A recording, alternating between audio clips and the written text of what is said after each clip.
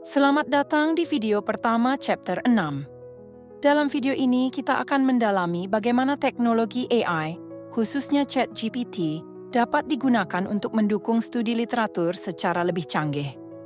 Dalam proses penelitian, studi literatur adalah pondasi penting yang membantu kita memahami perkembangan terkini, mengidentifikasi celah penelitian, dan menyusun kerangka teori yang kuat. Namun, tantangan terbesar seringkali adalah volume literatur yang sangat besar dan waktu yang terbatas untuk menganalisis semuanya. ChatGPT, dengan kemampuannya dalam memproses dan merangkum informasi, membuka peluang untuk mengatasi masalah ini. Kita akan melihat bagaimana ChatGPT tidak hanya membantu menemukan literatur, tetapi juga memberikan wawasan baru dengan mengintegrasikan informasi dari berbagai sumber, menyaring data, dan memfasilitasi pengembangan argumen akademik. Melalui video ini, Anda akan mempelajari pendekatan baru yang melampaui apa yang telah dibahas di chapter sebelumnya, termasuk cara membuat sintesis lintas literatur, menggunakan ChatGPT untuk analisis mendalam, dan menyusun kerangka teori yang kohesif. Mari kita mulai dengan memahami kemampuan utama ChatGPT untuk studi literatur. Studi literatur adalah proses kompleks yang membutuhkan pemahaman mendalam terhadap berbagai sumber. Namun, ChatGPT hadir untuk mempercepat proses ini tanpa mengurangi kualitas hasil. Bayangkan Anda memiliki asisten pribadi yang dapat membaca artikel, merangkum inti pembahasan, dan bahkan mengidentifikasi hubungan antar literatur untuk membangun argumen yang lebih kuat. Kemampuan ChatGPT meliputi pencarian literatur berdasarkan kata kunci spesifik, penyaringan informasi untuk relevansi, dan sintesis dari berbagai sumber ke dalam kerangka teori yang terstruktur. Alat ini dirancang untuk memahami konteks dan memberikan respons yang dapat langsung digunakan oleh peneliti atau mahasiswa. Namun, kunci keberhasilannya terletak pada bagaimana Anda merancang pertanyaan atau prompt untuk mendapatkan hasil yang diinginkan. Sebelum kita masuk ke contoh konkret, mari kita bahas beberapa skenario di mana ChatGPT dapat memberikan nilai tambah dalam penelitian Anda. Dalam proses studi literatur, ada 3 tantangan utama: menemukan sumber yang relevan, memahami isi dari sumber yang panjang dan kompleks, serta menyusun sintesis untuk mendukung kerangka teori. ChatGPT dirancang untuk membantu Anda di setiap tahap ini. Ketika Anda mencari literatur, ChatGPT dapat digunakan untuk menjawab pertanyaan eksploratif seperti apa perkembangan terbaru tentang AI dalam pembelajaran, atau apa saja tema utama dalam penelitian tentang personalisasi pembelajaran. Jawaban yang diberikan tidak hanya berupa daftar artikel, tetapi juga poin-poin penting yang merangkum tren terkini. Selain itu, ketika Anda sudah memiliki sumber literatur, ChatGPT dapat membantu menganalisis isinya. Sebagai contoh, Anda dapat meminta ChatGPT untuk membaca dan merangkum artikel jurnal yang panjang menjadi poin-poin utama, sehingga Anda dapat menghemat waktu sekaligus memastikan inti dari artikel tersebut tetap dipahami. Terakhir, ChatGPT juga mampu mengidentifikasi kesenjangan dalam literatur. Misalnya, Anda dapat meminta ChatGPT untuk menunjukkan bagian-bagian dari literatur yang masih membutuhkan penelitian lebih lanjut. Kombinasi dari kemampuan ini menjadikan ChatGPT alat yang sangat kuat untuk mempermudah studi literatur sekaligus menjaga kualitas akademik. Prompt yang tepat adalah kunci untuk mendapatkan hasil optimal dari ChatGPT. Berikut beberapa contoh konkret yang dapat Anda gunakan. Tolong buatkan ringkasan artikel tentang personalisasi pembelajaran dengan AI. Apa saja isu yang sedang dibahas dalam penelitian terbaru tentang AI di pendidikan tinggi? Beri saya daftar referensi utama tentang algoritma AI dalam pendidikan. Setiap prompt ini memberikan hasil yang langsung relevan dengan kebutuhan studi literatur Anda. Misalnya, untuk prompt pertama, ChatGPT akan membaca artikel yang Anda berikan dan menyajikan ringkasan dalam bentuk poin-poin utama.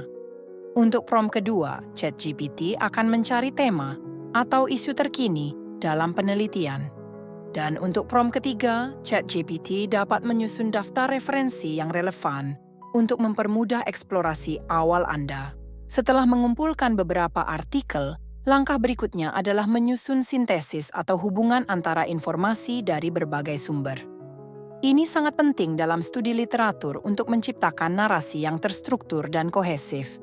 Dengan ChatGPT, Anda dapat memanfaatkan prompt seperti, "Tolong rangkum poin-poin utama dari 3 artikel berikut tentang AI dalam pendidikan.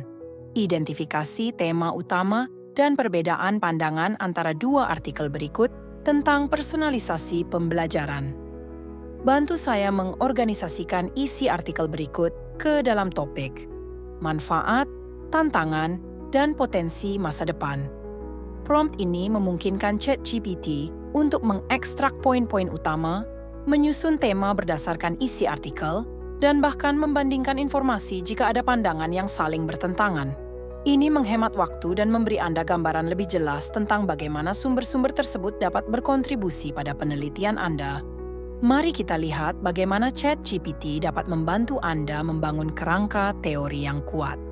Misalnya, Anda sedang meneliti tentang AI dalam pembelajaran personalisasi. Anda dapat memulai dengan prompt seperti, "Apa saja topik utama yang harus saya masukkan dalam kerangka teori tentang AI untuk personalisasi pembelajaran?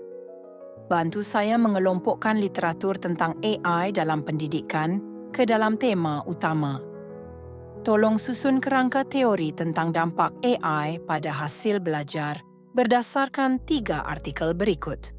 Dengan prompt seperti ini, ChatGPT akan memberikan daftar topik seperti metode, personalisasi, tantangan implementasi, dan efek pada hasil belajar. Informasi ini dapat Anda gunakan untuk membuat kerangka teori yang tidak hanya terstruktur, tetapi juga relevan dengan konteks penelitian Anda. ChatGPT juga sangat bermanfaat untuk analisis lintas literatur, terutama jika Anda memiliki banyak artikel yang saling berkaitan. Misalnya, Anda dapat meminta ChatGPT untuk mengidentifikasi tema-tema utama dengan prompt, "Apa saja tema yang muncul dalam artikel ini tentang personalisasi pembelajaran menggunakan AI?" Atau jika Anda ingin memahami perbedaan antara artikel, gunakan prompt seperti, "Bandingkan kesimpulan 2 artikel berikut tentang pengaruh AI pada hasil belajar." Hasil yang diberikan ChatGPT dapat membantu Anda menyusun argumen akademik yang lebih terorganisir, lengkap dengan perspektif yang mencakup perbedaan atau kontradiksi yang ada dalam literatur. Meskipun ChatGPT sangat bermanfaat, penting untuk menyadari batasannya. Pertama, hasilnya mungkin tidak selalu akurat, terutama untuk data yang sangat baru atau bersifat spesifik. Kedua, risiko bias tetap ada karena ChatGPT dilatih menggunakan data yang mungkin tidak mencakup semua perspektif. Ketiga, ChatGPT tidak dapat menggantikan analisis manual dan pemikiran kritis Anda sebagai peneliti. Oleh karena itu, gunakan ChatGPT sebagai alat pendukung, bukan sebagai sumber utama. Selalu verifikasi hasil yang diberikan dengan membaca literatur asli dan memastikan bahwa argumen Anda tetap didasarkan pada data yang valid. Agar ChatGPT memberikan hasil optimal, berikut adalah beberapa tips praktis. Pertama, selalu gunakan prompt yang spesifik. Contohnya, buat ringkasan 300 kata tentang artikel tahun 2020 tentang personalisasi pembelajaran dengan AI. Kedua, gunakan ChatGPT untuk eksplorasi awal, bukan analisis akhir. Artinya, ChatGPT membantu Anda mengidentifikasi tema dan poin penting, tetapi analisis mendalam tetap perlu dilakukan secara manual. Ketiga, kombinasikan hasil ChatGPT dengan alat akademik lainnya, seperti Google Scholar untuk mencari artikel tambahan atau Zotero untuk mengatur referensi Anda. Pendekatan ini memastikan bahwa hasil penelitian Anda lebih komprehensif dan dapat dipertanggungjawabkan. ChatGPT adalah alat yang sangat bermanfaat untuk mendukung studi literatur, mulai dari pencarian hingga pengembangan kerangka teori. Namun, penting untuk tetap kritis, memverifikasi hasil, dan memastikan bahwa semua informasi yang digunakan sesuai dengan standar akademik. Di video berikutnya, kita akan membahas bagaimana AI dapat digunakan untuk menghasilkan ide-ide penulisan. Sampai jumpa!